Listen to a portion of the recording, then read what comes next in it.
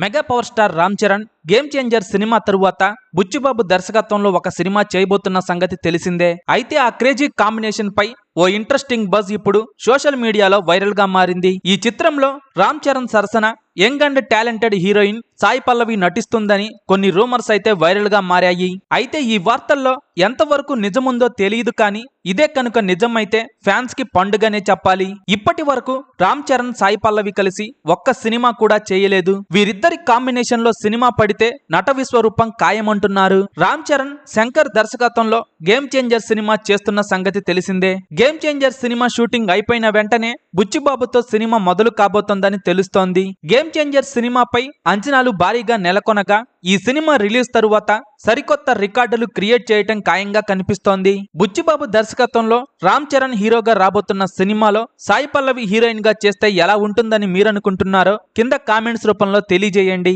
Video మీకు నచ్చితే like చేయండి, అందరికీ షేర్ చేయండి, కానీ సబ్స్క్రైబ్ చేయడం మాత్రం మర్చిపోకండి.